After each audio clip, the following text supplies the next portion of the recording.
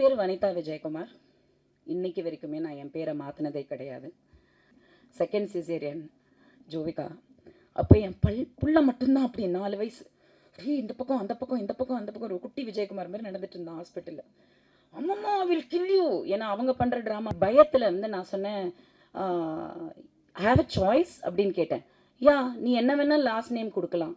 அப்பா தான் அந்த குழந்தைய பத்திரமா கொண்டு போய் அமெரிக்காவில் பிறக்க வச்சாரு. தகப்பனோட பேர் தான் என் குழந்தைக்கும் நான் கொடுக்கணும்னு நான் முடிவு பண்ணது தான் ஜோவிகா விஜயகுமார். முக்கியமாக ஒரு சின்ன கதை சொல்லிடுறேன். ரொம்ப முக்கியமான விஷயம். இது யாருக்குமே தெரியாது. சில கமெண்ட்ஸ் எல்லாம் படிக்கும்போது நான் படிப்பேன், கண்டுக்க மாட்டேன்றது வேற விஷயம். பட் படிக்கும்போது வந்து பார்த்தீங்கன்னா, ஜோவிகா வந்து பிக் பாஸ்ல இருக்கும்போது ஒரு சில கேள்விகள், ஏன் விஜயகுமார் இந்த பேருக்கு வந்து ஒரு பதில் ஏன் நான் கொடுக்கக்கூடாது இந்த மேடையில் அப்படிங்கிறது தான் என்னோட கதை. முக்கியமான கதை. இந்த படம் உருவானதுக்கான கதைன்னு சொல்லலாம். என் பேர் வனிதா விஜயகுமார்.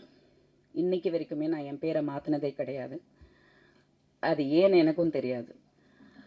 ஸோ எனக்கு வந்து வாழ்க்கையில் வந்து நான் கல்யாணம் பண்ணேன். எனக்கு வந்து விஜய் ஸ்ரீஹரின்னு ஒரு பையன். ஒரு ஐ திங்க் 3 இயர்ஸ் அந்த மாதிரி இருக்கும் அவனுக்கு. ஸோ நிறைய பிரச்சனைகள் வாழ்க்கையில். அப்போ ஒரு சூழ்நிலை, அந்த சூழ்நிலையில் பார்த்தீங்கன்னா எனக்கு வந்து இங்கே இருக்க முடியல. நான் எங்கே போனாலும் எனக்கு பிரச்சனையாக இருக்குது. மற்றவங்கள பற்றி எனக்கு தப்பாக பேசி அவங்கள வந்து இப்படி பண்ணாங்க அப்படி பண்ணாங்கன்னு சொல்கிற பழக்கம், especially the father of my child or children, கண்டிப்பாக நான் சொல்ல மாட்டேன், சொல்ல விரும்பலை. ஸோ எனக்கு ஒரு சூழ்நிலை, அந்த சூழ்நிலையிலேருந்து நான் வெளியில் வரணும். இங்கே சென்னையில் இருக்கும்போது எனக்கு அந்த சூழ்நிலையில் இருக்க முடியல. நான் ப்ரெக்னென்ட் ஆகிட்டேன், ஜோவிகா என் வயிற்றில் இருக்கா. பட் எனக்கு வந்து இங்கே இருக்க முடியாத ஒரு சிச்சுவேஷன் இருக்குது. ஸோ அப்பா அம்மா கிட்ட நான் வீட்டில் உட்காந்து பேசும்போது என் வீட்லேயும் என்னால் நிம்மதியாக இருக்க முடியல. ஏன்னா என்னதான் இருந்தாலும் அது ஒரு மேரேஜ்னும் போது வந்து ஒரு உரிமைகள் சிலது இருக்கும். மாமனார் மாமியார் வீடு அப்படின்னும் போது யார் வேணால் மருமக வருவாங்க, அந்த மாதிரி இருக்கும் இல்லையா, அந்த மாதிரி ஒரு சூழ்நிலை. ஸோ அப்போது எங்கள் அம்மா திடீர்னு சொன்னாங்க, நீ அமெரிக்காவுக்கு போயிடலாம் வா அப்படின்னாங்க.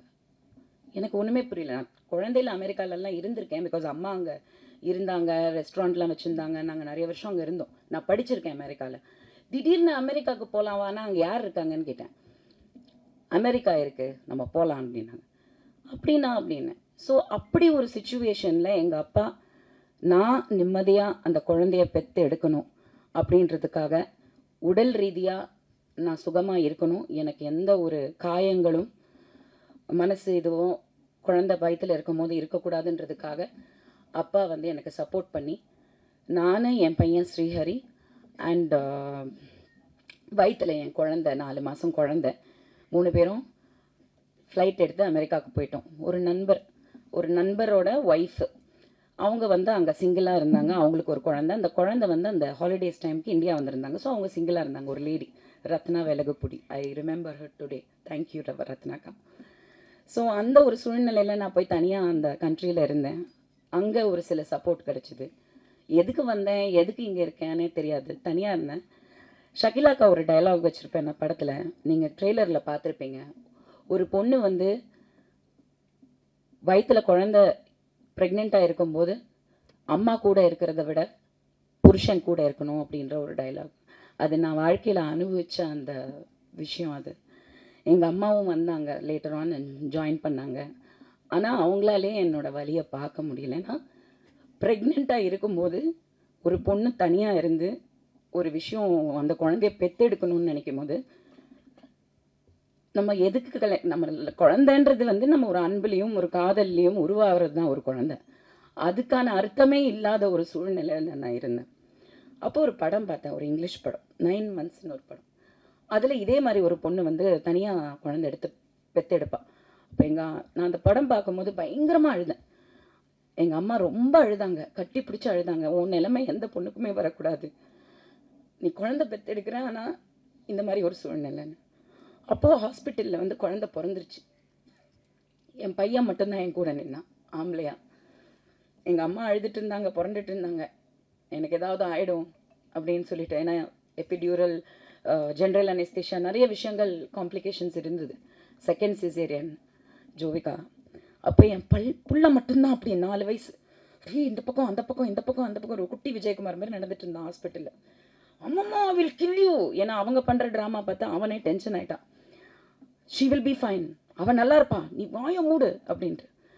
டெலிவரி ஆகி வெளில வந்ததுக்கப்புறம் என்னை ஹாஸ்பிட்டலில் கேட்டாங்க, இந்த மாதிரி வந்து அமெரிக்கா கண்ட்ரி, நான் இது எதுக்கு சொல்கிறேன்னா, நம்ம கண்ட்ரிலையும் இவ்வளோ முன்னேற்றம் வரணும், மனிதாபிமானம் வரணும். They ask me what is the name, அங்கேயே பேர் சொல்லணும். அப்போ எனக்கு அந்த சுச்சுவேஷனில் இருந்தனால எனக்கு அந்த ஹஸ்பண்ட் கேரக்டர் உள்ளே கொண்டு வந்து இதெல்லாம் கொண்டு வந்தால் திரும்பி ப்ராப்ளம் வரும் அப்படின்ற ஒரு பயத்தில் வந்து நான் சொன்னேன், ஹேவ் அ சாய்ஸ் அப்படின்னு கேட்டேன். யா, நீ என்ன வேணால் லாஸ்ட் நேம் கொடுக்கலாம் அப்படின்னு சொன்னப்போ, என்னை பொறுத்த வரைக்கும் எங்கள் அப்பா தான் அந்த குழந்தைய பத்திரமா கொண்டு போய் அமெரிக்காவில் பிறக்க வச்சாரு. ஸோ அந்த என் தகப்பனோட பேர் தான் என் குழந்தைக்கும் நான் கொடுக்கணும்னு நான் முடிவு பண்ணது தான் ஜோவிகா விஜயகுமார். ஸோ பேசுகிறவங்க கமெண்ட் பண்ணுறவங்க எல்லாருக்குமே, she is born with the love of my father, her own grand father.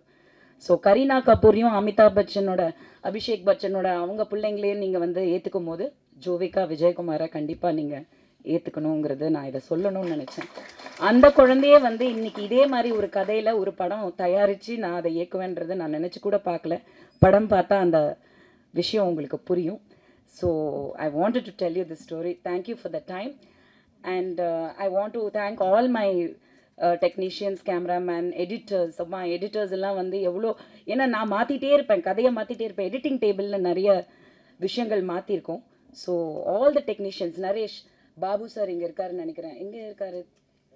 வாங்க வாங்க, please come to the stage. வாங்க வாங்க ப்ளீஸ். கலசா ஸ்டூடியோஸ் அது என் வீடு மாதிரி.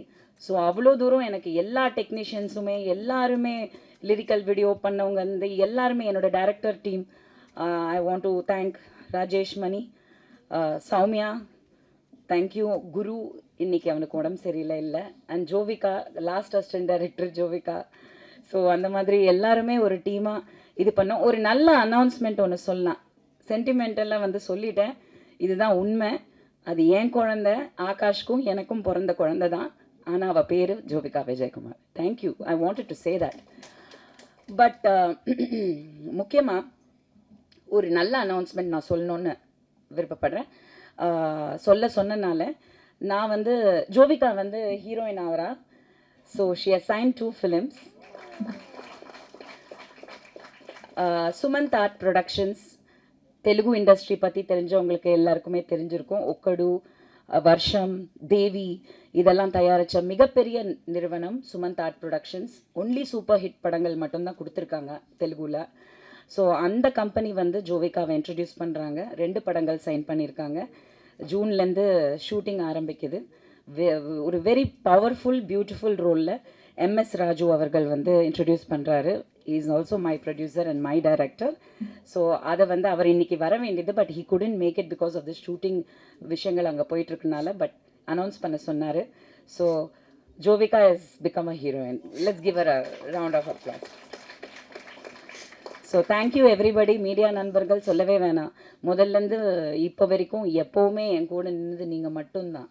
உங்கள் முன்னாடி இங்கே நிற்கிறது, இந்த விஷயத்த பேசுகிறது, நீங்கள் இவ்வளோ தூரம் நீங்கள் வந்து அன்போடு இருக்கிறதுக்கு என்றைக்குமே வந்து நான் ரொம்ப கடமைப்பட்டிருக்கேன். எனிவே முக்கியமாக வந்து கல்யாணம் எப்போன்னு கேட்காதீங்க, ஜூனில் டெலிவரி. சரியா? ஜூனில் டெலிவரி. தியேட்டரில் வந்து வனிதா அக்கா குழந்தைய பாருங்கள், அந்த குழந்தை யாருன்றதை பாருங்கள். Thank you. Thank you. Sorry, I have to also thank my managers. Saran Anna, please, Anna, மேலே